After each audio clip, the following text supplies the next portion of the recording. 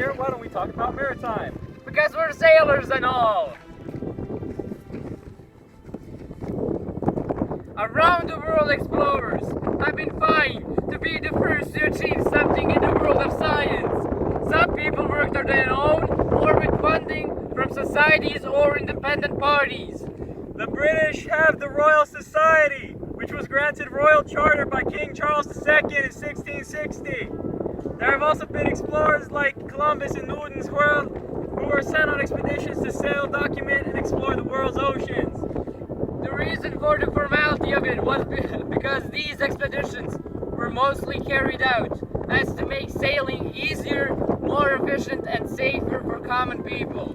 Nordenskjöld is an explorer who led the ship Vega through the Northeastern Passage, a route some ships take today for easy trade between Russia and Scotland, for example, north of the Eurasian landmass. The Northeast Passage is an example of a route that is difficult to traverse. It can freeze up for months at a time, for example. Currents also act as a barrier for maritime. For example, it took so long for Europeans to rediscover America, partly because the winds and currents make the oceans so turbulent.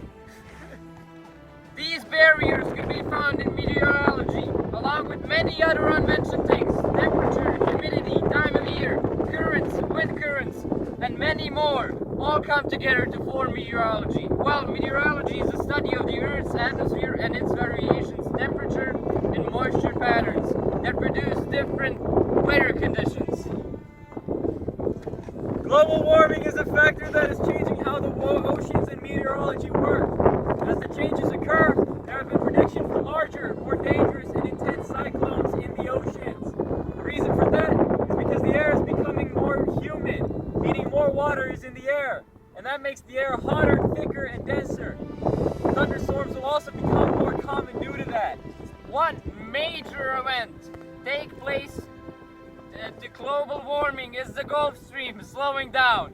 Global warming is melting the ice caps in the Greenland, which are the main cause of the Gulf Stream stress.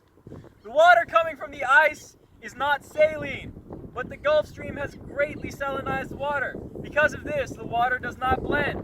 Instead, the non-salinized water lays on top, slowing down and eventually stopping the Gulf Stream. If the Gulf Stream stops, then the British Isles, Scandinavia, and all of the mainland of Europe will experience a neo-ice age. As the fully trained sailors that we are, when we are out at sea, we may need to do some fishing in case we run out of food or get stranded somewhere. That is one of the reasons why we need to keep our oceans from changing too much. And did you know that majority of the fish come from water? Sure. Otherwise, as I was saying, the oceans hold a lot of animals that we either consume or support for the sake of the ecosystem. Getting back to water here, are some ways to follow up to save our oceans? Make better seafood choices. Let's say you're walking into a grocery store and purchasing seafood because it's a healthy option, but ask yourself, is it sustainable? According to Seafood Watch, we consume over 500 million pounds of seafood in a single day. Discarding with care. Trash which is collected from our homes every week doesn't simply disappear.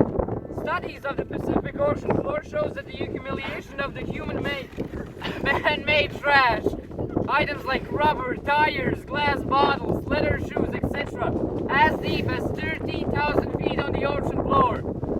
Be considerate of sea life habitats. Every bit of the aquatic habitat is important to marine life. Try not to involve yourself in separate ecosystems and don't bother seabirds, fish, and the turtles' nesting grounds. Get involved!